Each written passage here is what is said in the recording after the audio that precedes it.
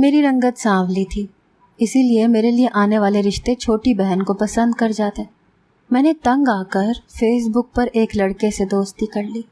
وہ بہت خوبصورت تھا، وہ مجھ سے محبت کرنے لگا۔ میں نے اپنی تصویر پر فلٹر لگا کر اسے بھیج دیا۔ جب میری اس سے شادی ہوئی اور وہ کمرے میں آیا تو اسے دیکھ کر میری چیخیں نکل گئیں۔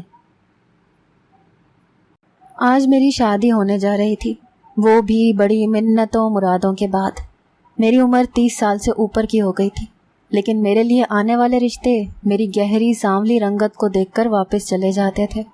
لیکن بھلا ہو اس موبائل کا جس کے ذریعے میری پسند کی شادی ہونے جا رہی تھی۔ میری بس اتنی سی غلطی تھی کہ میں نے اس لڑکے کو اپنی تصویر فلٹر لگا کر دکھائی تھی۔ میری بھابھی نکاح کے بعد کمرے میں آئیں تو مسکرانے لگی، کہنے لگی پارلر والی کے ہاتھ میں تو جادو ہے، کیسا رنگ روپ نکھار کے رکھ دیا تمہارا۔ بس ادھر کوشش کرنا کہ تمہیں پسینہ نہ آئے، ورنہ یہ چمک دھمک ساری پسینے سے بہہ جائے گی اور تمہاری اصلی رنگت دیکھ کر تمہارا میاں ڈر جائے گا۔ میں نے ان کی بات کو زیادہ سنجیدگی سے نہیں لیا تھا، اسی لیے رخصت ہو کر میاں سنگ چلی گئی۔ شادی کی رات میں دلہن بنی بیٹھی تھی کہ اچانک لائٹ چلی گئی۔ مجھے اچانک بھابھی کی بات یاد آ گئی جس نے کہا تھا کہ کسی صورت میں پسینہ نہ آنے دینا، ورنہ تیرا اتنا مہنگا میک اپ اتر جائے گا اور تیرا شوہر تیری کالی صورت دیکھ کر ڈر جائے گا۔ میں بہت گھبرا گئی کیونکہ میں نے فلٹر لگی تصویریں لڑکے کو دکھا دکھا کر ہی تو اپنے جال میں پھنسایا تھا۔ یوں میں جلدی سے باتھ روم میں گھس گئی تاکہ لائٹ آنے کے فوراً بعد میک اپ درست کر کے ہی نکلوں۔ یوں کچھ دیر کے بعد لائٹ آ گئی اور جو ہی میں باہر نکلی تو شوہر پر نظر پڑتے ہی جان نکل گئی، کیونکہ وہ تو…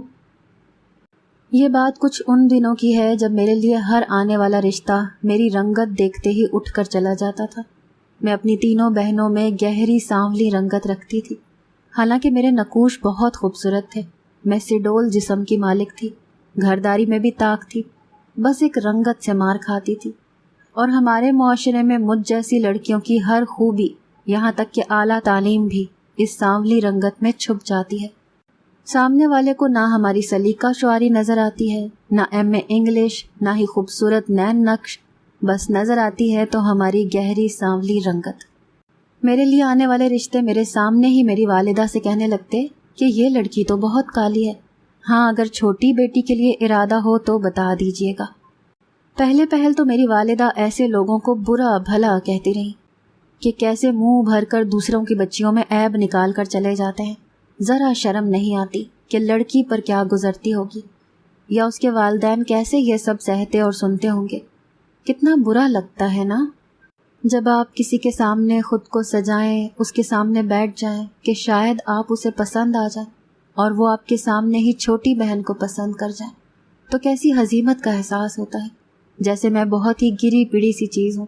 جب کسی دوسرے کو آپ پر فوقیت دی جائے نا، نہ جانے یہ بات رشتہ لانے والے کیوں نہیں سوچتے۔ میری چھوٹی بہنیں بھی شادی کی عمر کو پہنچ گئی تھیں، اسی لیے میری ماں اب میرے لیے آنے والے رشتوں کے بارے میں سوچنے لگی تھی جو میری بہنوں کو پسند کر جاتے تھے۔ یک کے بعد دیگرے میری دونوں بہنوں کی شادیاں ہو گئی، مجھ سے بڑے بھائی کی شادی بھی ہو گئی، بس ایک میں ہی رہ گئی تھی۔ ہر بار میں خود کو آئینے میں دیکھتی تھی کہ ایک سانولی رنگت کو ہٹا کر مجھ میں اور تو کوئی برائی نہیں ہے۔ لوگوں کو میرے چہرے پر صرف سیاہ رنگ ہی کیوں نظر آتا ہے؟ پہل تو میں رنگ گورا کرنے کی کئی کریمیں بھی لگانے لگی، لیکن کچھ خاص فرق نہیں پڑا۔ پھر میں نے پیسے جمع کر کے اچھے مہنگے پاؤڈر سے وائٹننگ فیشل بھی کروایا، لیکن مجھ پر ہر حربہ ناکام ہی گزرا تھا۔ اب میری عمر بڑھنے لگی تو رشتوں کا معیار بھی بدلنے لگا۔ پہلے مجھ میں لوگوں کو صرف ایک عیب نظر آتا تھا اور وہ تھی میری سانولی رنگت، لیکن اب میرے عیبوں میں اضافہ ہونے لگا تھا۔ میرا دوسرا عیب میری بڑھتی عمر تھی، جس میں میرا کوئی قصور نہیں تھا، کیونکہ اگر میرا رشتہ وقت پر ہو جاتا اور لوگ میری رنگت کے بجائے میری دوسری خوبیاں دیکھتے تو میری شادی بھی ہو چکی ہوتی۔ میرے لیے اب طلاق یافتہ رشتے آنے لگے تھے، یا پھر ان حضرات کے جن کی بیوی مر چکی تھی اور ان کے 1 یا 2 بچے ہوتے تھے، لیکن شو مئی قسمت کہ میں انہیں بھی پسند نہ آ سکی۔ اب تو مجھے خود سے ہی نفرت سی ہونے لگی تھی۔ میں خود کو آئینے میں دیکھتی تو جی چاہتا اپنا چہرہ نوچ لوں، جو آج تک کسی کو پسند ہی نہیں آ سکا۔ میں بہت اداس اور مغموم رہنے لگی تھی۔ میرے مزاج میں چڑچڑاپن آنے لگا تھا۔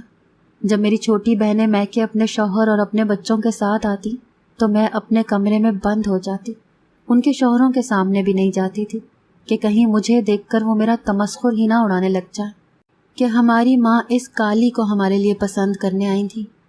میں بہت منفی سوچنے لگی تھی۔ دوسری طرف میری والدہ میرا رشتہ نہ ہونے کی وجہ سے بیمار رہنے لگی تھی، ان کے وظیفے بڑھنے لگے تھے۔ مجھ سے کہتی، سدرا یہ 21 دن کا وظیفہ ہے، 1 دن کا ناغہ مت کرنا۔ میں نے سنا ہے جس نے بھی پڑھا ہے 21 دن میں اس کا رشتہ طے ہو جاتا ہے۔ میں چپ چاپ وہ وظیفہ شروع کر دیتی، لیکن 21 سے 22 دن بھی گزر جاتے اور اس کے بعد بھی بہت سارے دن اور مہینے گزر جاتے۔ میری قسمت کا ستارہ بھی میری رنگت کی طرح شاید ماند پڑ گیا تھا۔ میں جس اذیت سے دوچار تھی وہ میں ہی جانتی تھی، یا میرا رب۔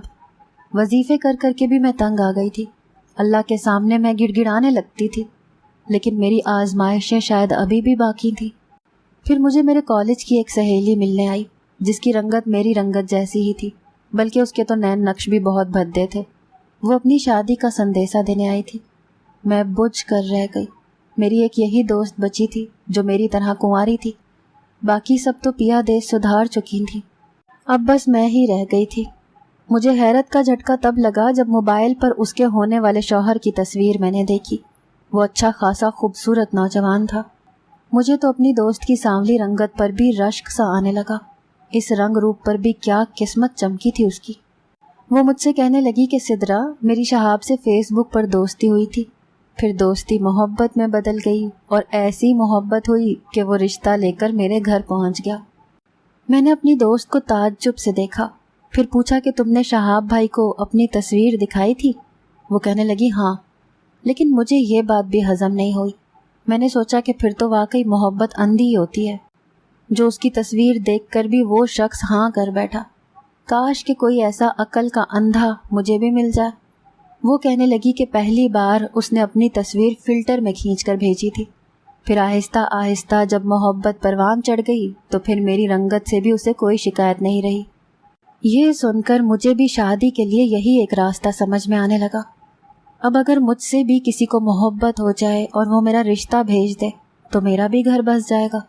میں نے اپنے موبائل پر فیس بک اور بہت سے خوبصورت اور ہینڈسم لڑکوں کی تصویریں دیکھ کر جو مجھے ان میں سے اچھا لگا اسے میسج کرنے لگی۔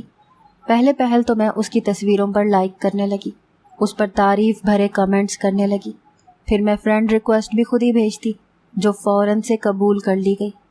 میں خوش ہو گئی۔ میں اپنی فیس بک پر ایک خوبصورت اداکارہ کی تصویر لگائی تھی۔ میری اس لڑکے سے دوستی ہو گئی، ہم میسنجر پر بات کرنے لگے۔ یہ سن کر کہ وہ ابھی کنوارا ہے اور عمر میں مجھ سے بس 1 سال ہی بڑا ہے، میں تصور میں اسے اپنا شوہر سوچ کر خوش ہوتی رہتی۔ پھر وہ رہتا بھی میرے ہی شہر میں تھا۔ 1 مہینہ ہم آپس میں بات کرتے رہے۔ اس لڑکے کا نام اشر تھا، نام بھی اچھا تھا۔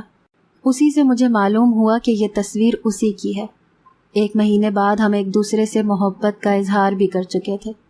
پہلی بار اشر نے مجھ سے میری تصویر مانگی تو میں نے انکار کر دیا کہ میں ایسی لڑکی نہیں ہوں، بہت شریف لڑکی ہوں، اگر میری تصویر آؤٹ ہو گئی تو یہ بہت بری بات ہو جائے گی۔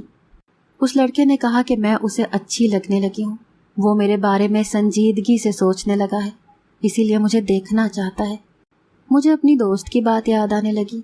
میں نے سوچا کہ نین نقش تو میرے بہت پیارے ہیں، کیا حرج ہے کہ میں فلٹر سے اپنی رنگت گوری کر کے اپنی تصویر بھیج دوں۔ میں نے ایسا ہی کیا، ایک تصویر اس لڑکے کو بھیج دی۔ جیسے اس نے میری تصویر دیکھی میں نے اپنی تصویر دونوں جانب سے ڈیلیٹ کر دی۔ وہ مجھ سے کہنے لگا کہ سدرا تم بہت خوبصورت ہو۔ اس کے اس لفظ نے میرے اندر کی محرومی کو مٹا دیا تھا۔ کئی سال سے میں صرف اپنے اوپر نکتہ چینی سنتی آ رہی تھی۔ پہلی بار جب اس نے میرے حسن کی تعریف کی تو مجھے لگا میں ہوا میں پرواز کر رہی ہوں۔ کہنے لگا تمہارے نقوش کسی کتابی چہرے جیسے ہیں۔ ان لفظوں نے مجھے شرمانے پر مجبور کر دیا تھا۔ پہلی بار میری رنگت کے علاوہ بھی کسی نے میرے چہرے پر کچھ اچھا دیکھنے کی کوشش کی تھی۔ پھر یہ سلسلہ چل نکلا، وہ اکثر میری تعریف کرنے لگا۔ پھر مجھے اسی سے معلوم ہوا کہ وہ آن لائن بزنس کرتا ہے، سافٹ ویئر انجینئر ہے۔ میں بھی اسے اپنی تعلیم بتا چکی تھی، یہ بھی کہ میں امور خانہ داری میں بھی ماہر ہوں۔ بہرحال ہمارے خیالات اور مزاج بہت ملتے تھے۔ 4 سے 5 ماہ لگے تھے کہ اشر میرے لیے رشتہ بھیجنے پر اصرار کرنے لگا۔ اب میں یہ سوچ رہی تھی کہ گھر پر کس سے بات کروں۔ مجھے پہلا خیال بھابھی کا ہی آیا۔ میں نے انہیں اپنا رازدان بنا لیا تاکہ جب میرا رشتہ آئے تو بھابھی بات کو سنبھال لیں۔ پھر ایسا ہی ہوا۔ میرا رشتہ دیکھنے جس دن اشر کے گھر والوں نے آنا تھا، میں خوب تیار ہوئی تھی۔ بھابھی نے میری والدہ سے یہی کہا تھا کہ اشر کا رشتہ ان کی کسی جاننے والی کے توسط سے آیا ہے۔ وہ لوگ مجھے دیکھ کر بہت خوش ہوئے تھے، پھر اپنی رضامندی بھی دے گئے۔ امی بھی خوش ہو گئیں کہ یہ پہلا رشتہ تھا جو مجھے پسند کر کے گیا ہے۔ امی جب اشر کو دیکھ کر آئیں تو کچھ چپ چپ سی تھیں۔ میں نے بھابھی سے پوچھا کہ انہیں اشر کیسا لگا۔ کہنے لگیں دیکھنے میں تو ہینڈسم ہے، اب تم نے محبت کی ہے تو ظاہر ہے سوچ سمجھ کر ہی کی ہوگی، تم فکر مت کرو اور مٹھائی کھاؤ۔ 1 ماہ بعد میری شادی بھی ہو گئی۔ جب میں لائٹ نہ ہونے کی وجہ سے واش روم میں چلی گئی، پھر جب لائٹ آتے ہی اپنا میک اپ درست کر کے باہر آئی تو اشر بیڈ پر ہی بیٹھا ہوا تھا۔ وہ دیکھنے میں بالکل ویسا ہی تھا جیسا تصویر میں تھا۔ میں شرمائی شرمائی بیڈ پر آ کر بیٹھ گئی۔ کچھ ثانیے تو ہم دونوں کے بیچ خاموشی سے گزر گئے۔ پھر اشر نے کہا کہ میں اپنی تصویر سے بھی زیادہ خوبصورت ہوں۔ میرا ہاتھ پکڑ کر مجھے رونمائی کی انگوٹھی پہنائی۔ میں بہت خوش تھی، بس اندر سے کہیں یہ ڈر تھا کہ میرا میک اپ دھلنے کے بعد کہیں اشر کی محبت ختم نہ ہو جائے۔ لیکن اس کی اگلی بات نے میرے ہوش اڑا دیے۔ کہنے لگا تم منہ دھو کر عام لباس پہن لو، اتنی گرمی میں اتنے بھاری بھرکم لباس میں تم پریشان ہو رہی ہوگی۔ اب میں یہ سوچ رہی تھی کہ اسے یہ کیسے بتاؤں کہ میری رنگت سانولی ہے، حالانکہ میں 1 مہینے سے خود کو اسی بات کے لیے ذہنی طور پر تیار کر رہی تھی کہ اشر سے سچ کہہ دوں، لیکن آج تو لگ رہا تھا میرے منہ میں زبان گنگ ہو گئی ہو۔ میں نے سوچا منہ دھو کر اس کے سامنے آ جاتی ہوں، اگر وہ غصہ ہوا تو رو دھو کر اپنی محبت کا یقین دلا دوں گی۔ آخر محبت تو وہ مجھ سے کرتا ہے، جب محبت ہو جائے تو پھر انسان ایسی باتوں کو سامنے نہیں رکھتا۔ میں اٹھ کر واش روم میں چلی گئی۔ مجھے دوسرا حیرت کا جھٹکا اس وقت لگا جب میں عام لباس اور دھلے ہوئے منہ کے ساتھ اس کے سامنے بیٹھی تھی۔ وہ نہ حیران تھا نہ اس کے چہرے پر کوئی ناگواری تھی، حالانکہ وہ خود گوری رنگت کا مالک تھا، لیکن مجھے یوں دیکھ رہا تھا جیسے میں اب بھی دلہن بنی تمام تر زیبائشوں کے ساتھ اس کے سامنے بیٹھی ہوں۔ کہنے لگا تم پہلے بھی بہت پیاری لگی تھی، فلٹر میں تمہاری تصویر دیکھتے ہی تمہارا دیوانہ ہو گیا تھا، لیکن تمہارے خوبصورت نقوش پر گوری رنگت کچھ جچ نہیں رہی تھی۔ میں نے تصور میں جب تمہاری گندمی رنگت سوچی تو مجھے تم اور بھی پیاری لگنے لگی۔ سادگی میں تم اس سے کہیں زیادہ حسین ہو سدرا جتنی تصویر میں تھی۔ تمہارے نقوش پر تمہارا یہی رنگ جچتا ہے۔ اشر کی بات سن کر میری آنکھوں میں نمی اتر آئی۔ کیا واقعی میں اسے ایسے اچھی لگتی ہوں؟ کمرے کے دروازے پر دستک ہوئی اور اس دستک نے میری زندگی اندھیر کر دی۔ اشر نے جب کھڑے ہونے کے لیے بیڈ کے سائڈ پر رکھا اسٹینڈ اپنے قریب کیا اور اس کے سہارے سے وہ کھڑا ہوا، یہ دیکھ کر میرے تو ہوش ہی اڑ گئے کہ وہ ایک ٹانگ سے معذور تھا۔ وہ لوہے کی اسٹک کے سہارے کمرے کا دروازہ کھولنے جا رہا تھا اور مجھے لگا کہ اس کمرے کی سجی سجائی چھت میرے سر پر آن گری ہے۔ اتنا بڑا جھوٹ، اتنا بڑا دھوکہ، میرا تو دل بجھ کر رہ گیا تھا۔ مجھے اپنی قسمت پر رونا آنے لگا۔ گھٹنے سے نیچے کی ٹانگ بالکل غائب تھی۔ یہ دیکھ دیکھ کر میرا دل ہولنے لگا، آنسو میری آنکھوں سے جاری ہونے لگے۔ دل چاہا کہ اپنی کمروئی پر دھاڑے مار مار کر روں۔ ایسے شوہر سے تو بہتر تھا کہ میں شادی ہی نہ کرتی، عمر بھر میکے کی دہلیز پر ہی گزار دیتی۔ کمرے سے باہر میری نند تھی، اس کے ہاتھ میں دودھ کا گلاس تھا، وہ سائڈ ٹیبل پر رکھ کر چلی گئی۔ کمرے کا دروازہ بند ہوتے ہی میرا دل بھی بند ہو گیا تھا، جیسے دل کو کسی نے مٹھی میں دبوچ لیا ہو۔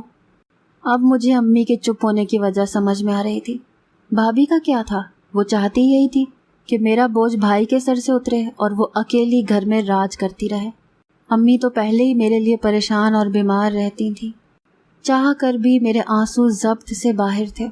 میں سسکیوں سے رونے لگی۔ اشر میرے سامنے آ کر بیٹھ گئے، کچھ دیر مجھے روتے ہوئے دیکھتے رہے۔ کہنے لگے تمہاری والدہ اور بھابھی نے تمہیں کچھ نہیں بتایا؟ میں نے تو انہیں ہر بات سے آگاہ کر دیا تھا، شاید وہ میرے رونے کی وجہ جان گئے تھے۔ میں نے شکوہ کناں نظروں سے انہیں دیکھا اور پھر بولی کہ یہ بات آپ نے مجھے پہلے کیوں نہیں بتائی؟ میری بات پر وہ کہنے لگے کہ ہمارا رشتہ ظاہری کا نہیں تھا سدرا، ہم نے ایک دوسرے کو دیکھنے سے پہلے ہی پسند کیا تھا، ایک دوسرے کے بارے میں تو بات بعد میں ہوئی تھی، پہلے ہم اپنی محبت کا اظہار کر چکے تھے، تمہیں میری عادت اور مزاج پسند تھا، مجھے تمہاری۔ اب میں اسے کیا کہتی کہ میں نے 100 لڑکوں کی تصویروں کو دیکھ کر اسے پسند کیا تھا۔ نہ جانے کیوں لیکن جیسے ہی اشر نے میرا ہاتھ تھاما، میں نے جھٹکے سے اس کا ہاتھ پیچھے کر دیا اور اٹھ کر سامنے صوفے پر لیٹ گئی۔ کچھ پل تو وہ مجھے حیرت سے دیکھتے رہے، اس کے بعد خاموشی سے لیٹ گئے۔ میری شادی کو 15 دن بیت چکے تھے، لیکن میں اشر سے بات نہیں کرتی تھی، میرے ساتھ دھوکہ کیا گیا تھا۔ میری ساس میری سلیقہ مندی سے بہت خوش تھی، میری نندیں جب گھر آتی تو قسم قسم کے میرے ہاتھ کے بنے ہوئے مزے کے کھانے کھا کر میری تعریف کرتے نہیں تھکتی تھیں۔ جب میں انہیں ان کے شوہروں کے ساتھ آتے جاتے دیکھتی تو میرا دل اندر ہی اندر سلگ کر رہ جاتا۔ میرا میاں تو اس قابل بھی نہیں تھا کہ مجھے موٹر سائیکل پر ہی کہیں لے جا سکے۔ اشر پہلے پہل تو مجھ سے میرے رویے کی وجہ پوچھتے رہے، لیکن جب میں نے کوئی جواب نہیں دیا تو وہ چپ ہو گئے، بس اپنے لیپ ٹاپ پر لگے رہتے اور میں دوسروں کے شوہروں کو چلتے پھرتے دیکھ کر اپنا جی جلاتی رہتی۔ بیڈ یا صوفے پر اٹھتے بیٹھتے ہوئے اشر کو ہمیشہ مشکل پیش آتی تھی، لیکن میں نے کبھی ان کا ہاتھ تھام کر انہیں بیٹھنے یا اٹھنے میں مدد نہیں کی تھی، بس ناگواری سے منہ پھیر لیتی تھی۔ میرے وہ گن جو آج تک کسی رشتہ دیکھنے والے کو نظر نہیں آ سکے تھے، میری ساس اور نندیں انہی کی تعریفیں کرتی نہیں تھکتی تھیں۔ واپسی کا میرے پاس کوئی راستہ نہیں تھا، اسی لیے جب مجھے رہنا ہی یہیں تھا تو دل تو لگانا ہی تھا۔ اشر جب بھی مجھ سے اپنی ضرورت کی کوئی چیز مانگتے تو میں انہیں چڑ کر جواب دیتی تھی۔ اپنے اندر کی کھولن مجھ سے اب برداشت نہیں ہوتی تھی، وہ میری ہر کڑوی کسیلی چپ چاپ سن رہے تھے۔ یہ سب کرتے ہوئے مجھے اپنے لفظوں کی سختی کا ذرا سا بھی احساس نہیں تھا۔ میں یہ تک کہہ دیتی تھی کہ ہر کام مجھے آپ کا کرنا پڑتا ہے، آپ اپاہج نہ ہوتے تو مجھے بھی اتنے کام نہ کرنے پڑتے، میں تو آپ کے ساتھ کہیں باہر بھی نہیں جا سکتی، لوگ کیسی کیسی نظروں سے دیکھیں گے مجھے۔ میری بات کا وہ کوئی بھی جواب نہیں دیتے تھے، بس ایک چپ تھی جو انہوں نے سادھ لی تھی۔ بس اتنا کہا کہ تم میرے کام مت کیا کرو، حالانکہ میں ان کے کام زیادہ کرتی بھی نہیں تھی، زیادہ تر وہ گھر پر ہی رہتے تھے کیونکہ ان کا سارا کام ہی لیپ ٹاپ پر تھا، رہتے بھی کمرے میں ہی تھے، بس کچھ دیر اپنی والدہ کے پاس بیٹھ جاتے تھے، باتیں کرتے تھے۔ اشر اپنی والدہ کے اکلوتے بیٹے تھے، باقی 2 بہنیں تھیں۔ ایک بار مجھ سے کہنے لگے کہ وہ کام سے باہر جا رہے ہیں، اگر میں میکے جانا چاہوں تو مجھے چھوڑ دیں گے۔ یہ بات سن کر میں تمسخرانہ انداز سے ہنسنے لگی، کیا آپ اس قابل ہیں کہ مجھے کہیں لے کے جا سکیں؟ یہ سن کر ان کا چہرہ بجھ سا گیا تھا، کہنے لگے کہ انہیں گاڑی چلانی آتی ہے۔ یہ بات میرے لیے حیران کن تھی، کوئی بھی شخص ایک ٹانگ کے بنا گاڑی کیسے چلا سکتا ہے؟ پھر میں نے سوچا کہ یقیناً گاڑی آٹومیٹک ہوگی۔ کچھ مجھے یہ بھی تجسس سا ہوا کہ دیکھوں تو گاڑی کیسے چلاتے ہیں۔ میں ان کے ساتھ چلی گئی۔ گاڑی مینول تھی، وہ ایک ہی پاؤں سے بڑی مہارت سے گاڑی کو کنٹرول کیے چلا رہے تھے، کچھ اپنی آسانی کے لیے ایک اسٹک بھی رکھی ہوئی تھی۔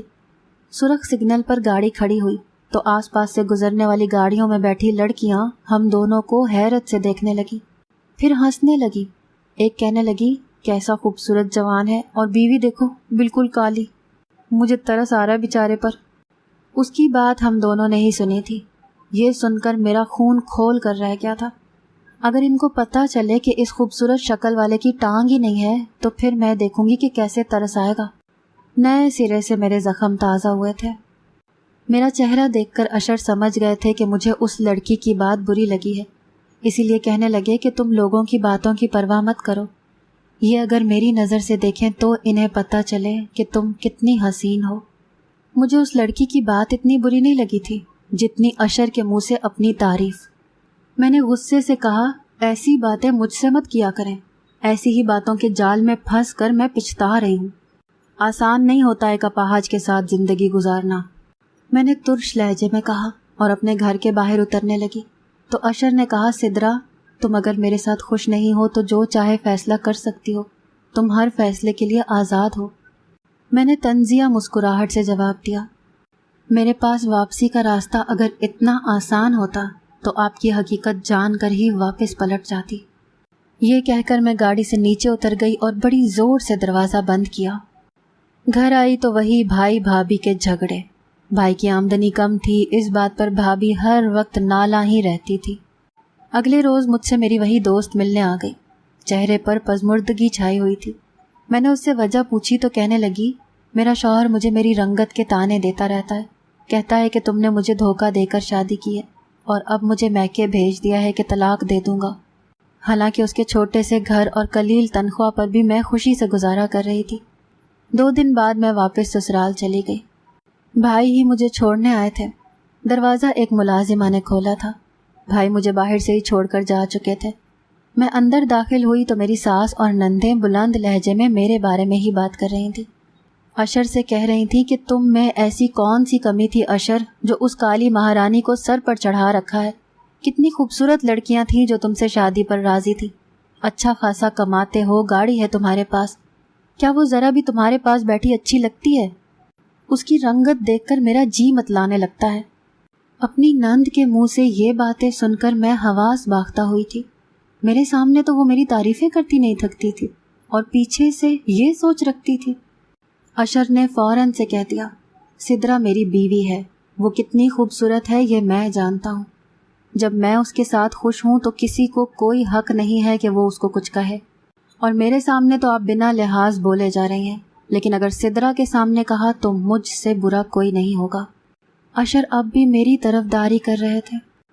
तुम्हारी ही वजह से उसे बर्दाश्त कर रहे हैं, वरना जो वो करती है 2000 की नौकरानी भी कर सकती है। मेरी सास भी मेरे लिए ऐसे ख्यालात रखती थी। मैं सुनकर चकरा कर रह गई। मैं सीधा अपने कमरे में चली गई। मुझे अपनी गलती का बड़ी शिद्दत से एहसास होने लगा था। अगर मुझे इस घर में इज्जत मिल रही थी तो मेरा कोई कमाल नहीं था, वो अशर ही थे जो मेरी ढाल बने हुए थे। जब अशर कमरे में आए तो मुझे देखकर हैरान हो गए। कहने लगे, तुम कब आई? मैंने कहा, सही वक्त पर पहुंच गई थी। फिर मैं उनके करीब आई, उन्हें सहारा देते हुए बेड पर बिठाया और ख़ुद फर्श पर उनके पैरों के पास बैठ गई। वो यूं मुझे अपने पैरों में बैठा देखकर अचंभे में आ गए। कहने लगे, सिद्रा तुम यहाँ क्यों बैठी हो? उनकी बात अभी मुकम्मल भी ना हुई थी कि मैं फूट फूट कर रोने लगी। अपने रवैये की उनसे माफ़ी मांगने लगी। वो मुझे चुप करवाने लगे।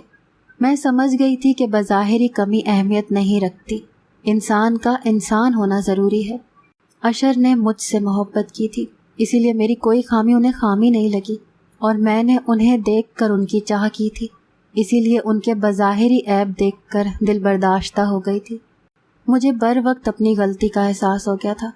मेरे पास एक बेहतरीन शौहर था। मैं बहुत से हाथ पांव सलामत वाले मर्दों की कम तनख्वाह पर लड़ने वाली बीवियों से ज़्यादा खुशहाल ज़िंदगी गुजार रही थी।